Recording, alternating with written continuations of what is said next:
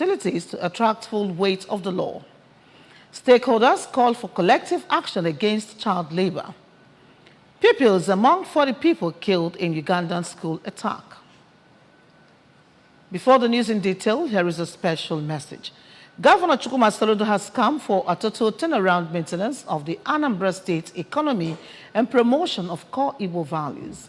Let us give him maximum support for the task. Ahead, good evening and glad to have you on the news tonight. My name is Maureen Stone Enujoke. Anambra State government has discovered that the cables and accessories of the new cost-saving solar street lights being installed to illuminate our roads and streets are being stolen and vandalized by some enemies of the progress of the state. According to a release signed by the Commissioner for Information, Anambra State, Sir Paul Wosu, it has also become a regular thing for some reckless drivers to knock down these street lights poles and take off without any remorse, or as if the facility was not put there with taxpayers' money, saying that this can no longer be tolerated. The release noted that the street lights monitoring committees set up by the Ministry of Power and Water Resources are hereby directed by the government to be more vigilant and firmer in the exercise of their responsibilities, which is to protect and apprehend these culprits. Therefore, government is calling on the local street light monitoring committees and the community leaders to take full ownership of these assets and guard them with eagle eyes. Anybody caught pilfering or destroying the street solar lights, cables, or accessories should be immediately apprehended and handed over to the police.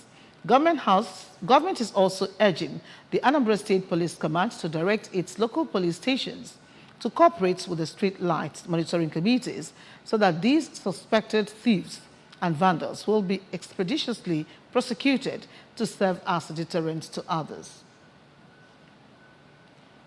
This is to bring to the attention of Anambra that Anambra State Government and the State Civil Service Commission are not carrying out any form of recruitment exercise. This is contained in the release signed by the Anambra State Information Commissioner, Sir Paul Wosu. According to the release, whenever the need for recruitment arises, the announcement will be made through the appropriate channels. The release thereby advised the general public to disregard the job recruitment notice making the rounds on social media, as it did not emanate from Anambra State government. At a public lecture to commemorate the 2023 World Day Against Child Labor, stakeholders have called for collective actions against unfair treatment of every child under one's care.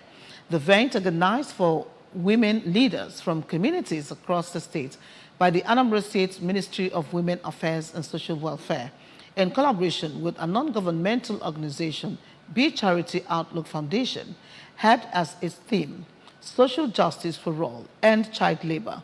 Correspondent Joseph Obocha has the details.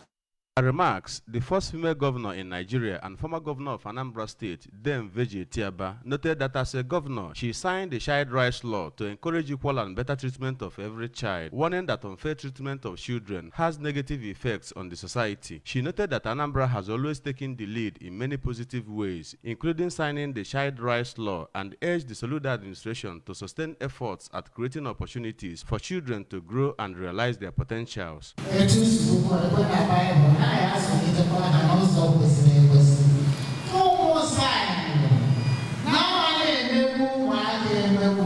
The State Commissioner for Women Affairs and Social Welfare, Mrs. Ifeoma Binabo, who thanked Mrs. Etiaba for her legacies in service as the first female governor, during which she signed the child rights law, urged women as agents of change to take the knowledge of child rights law down to the grassroots, warning that ignorance of the law is not an excuse upon arrest for engaging in child labor.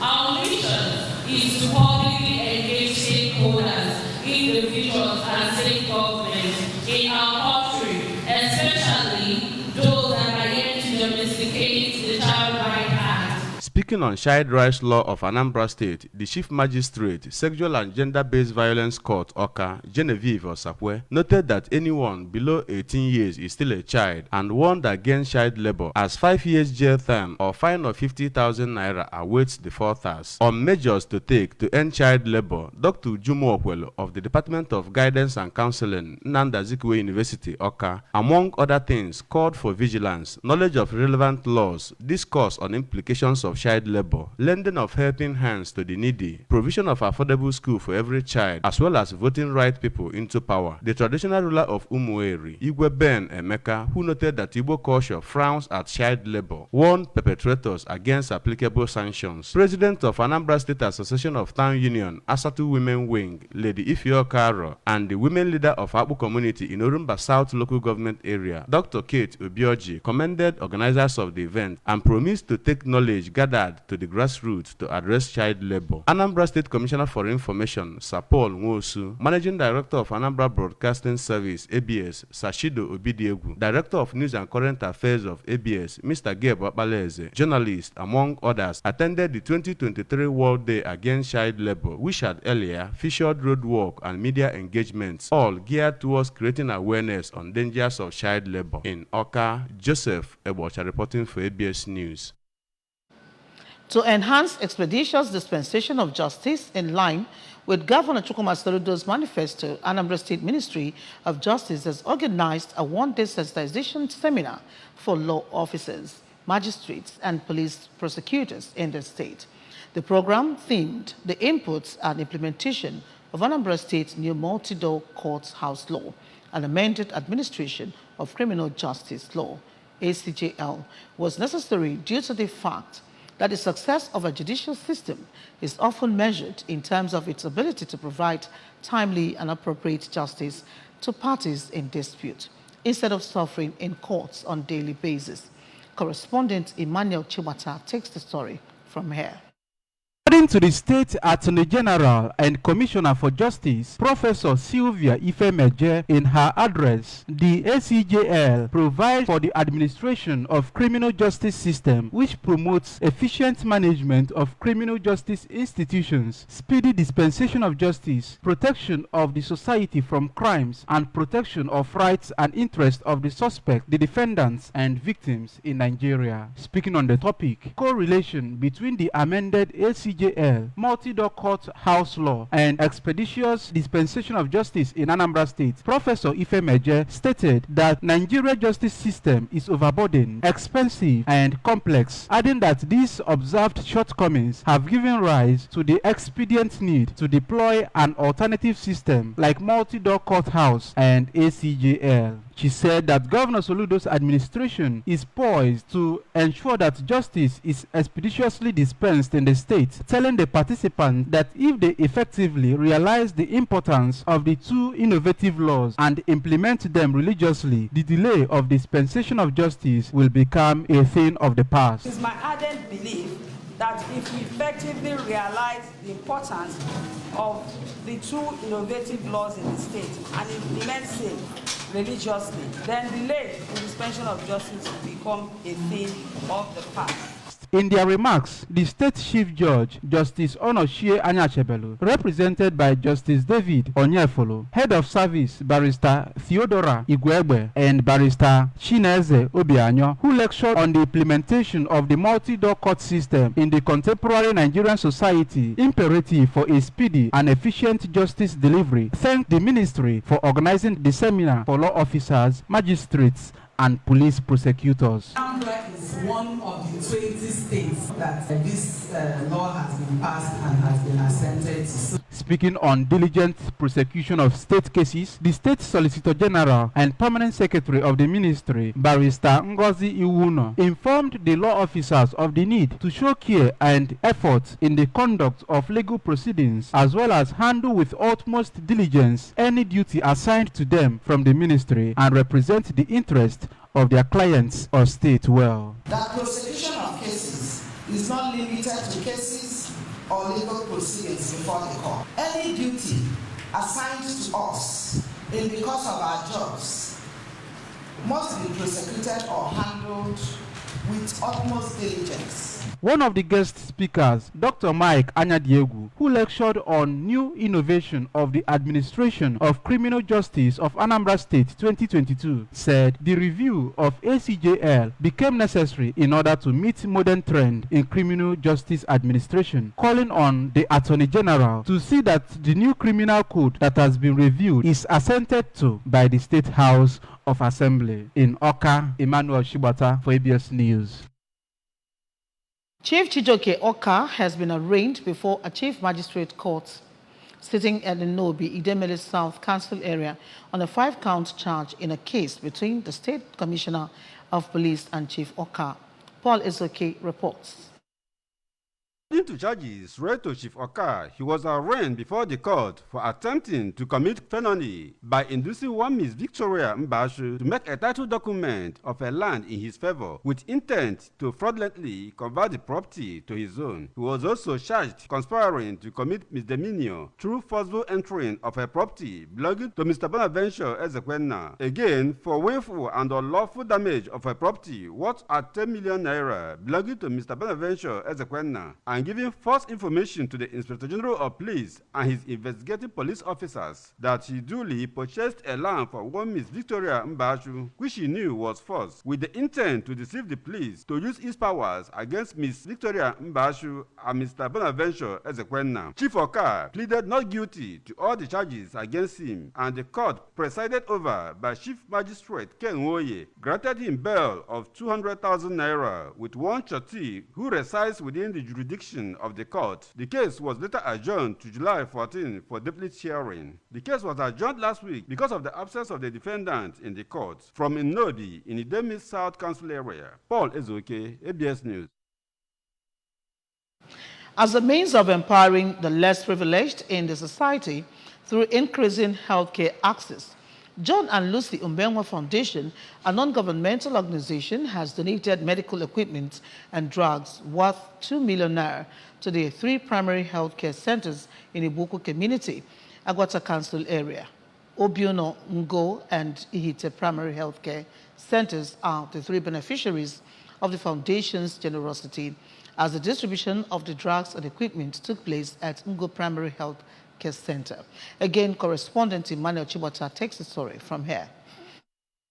Foundation is a brainchild of the children of late John Umenwa and his wife Lucy of Ibuku town as a way of immortalizing their parents. The foundation, supported by Geneth Pharmaceuticals Limited, took off about 2 years ago with the registration of 23 persons from Umasiebu family in Ngo village, Ibuku, under Anambra State Health Insurance Agency, ASHA. Speaking while presenting the medical items to the primary health care centers, the chairman and vice chairman of Geneth Pharmaceuticals, Mr. Emmanuel and Chief Godwin Umenwa respectively, represented by pharmacist Nwamaka Nzewi, said the succor was a way to give back to their community through assisting the less privileged, assuring to sustain the temple on annual basis. This year and subsequent years, I'm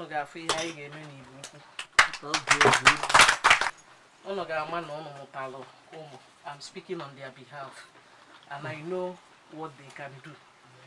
According to coordinator of the foundation, Professor Fabian Okafor, the medical equipment and drugs donated to the primary health care centers worth over 2 million naira, adding that it will assist in no small measure in providing quality medical health services to residents of the community. He stressed that the foundation is using the opportunity to answer the clarion call of government for public-private partnership in the provision of social amenities in the state, calling for its judicious use to serve the interest of those patronizing the primary health care centers.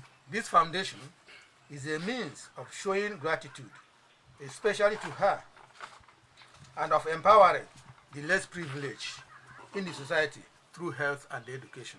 A stakeholder in Ibuku community, Mr. David Ume, extolled the gesture of the children of late John and Lucy Umenwa for remembering their community through increasing healthcare access and on other illustrious sons and daughters to emulate them, while the chairman of Ihite Progressive Union Ibuku, Mr. Ifeanyi Onyeka, assured to set up a committee to ensure that the drugs donated are not being sold to patients. Today is a great day in the health sector of Ibuku. The 3 health facilities are remembered with the series of materials and drugs they brought for people of the community, free of charge.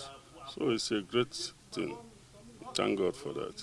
Thanking the foundation on behalf of the 3 primary health care centers, the officer in charge of Ihite Primary Health Care Center, Mrs. Uju Osegbo, pledged to use the drugs and equipment freely on patients as expected without compromising any standard. Emmanuel Chibata for ABS News. Around 40 people, mostly pupils, have been killed at a school in western Uganda by rebels linked to the Islamic State group IS. A further 8 people remain in a critical condition after the attack on Luribriha Secondary School in Mpondwe. Authorities said that boys staying in dormitories are among the dead. Several others, mostly girls, have been abducted. The attack happened yesterday night at the school in the Kasese district in western Uganda. The Uganda army said that some 5 suspected ADF rebels carried out the attack, burning the school buildings and looting the food store. Super Eagles defender William Trust Ekong has urged the Confederation of African Football to scrap away goal rule in their competitions. According to him, it would be one thing he would like to see go if CAF considers making future rule changes. In a chat with BRL, Trust Ekong urged the governing body to consider other forms of elimination and qualification for tournaments without away goals playing such a big part. Remember that you can follow news and programs on ABS from many parts of the world by liking our Facebook page. Follow us at ABS Radio Television Oka. Subscribe to our YouTube at ABS Television Oka, on Twitter at ABS Radio TV, and on Instagram at ABS Radio TV. You can also log on to our website www.absradiotv.com. And now a recap of the main points. Anambra State government has said vandalization of public utilities to attract full weight of the law. Stakeholders have called for collective action against child labor.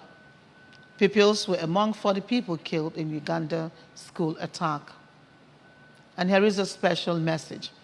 Governor Chukwuma Soludo has come for a total turnaround maintenance of the Anambra State economy and promotion of core Igbo values. Let us give him maximum support for the task ahead.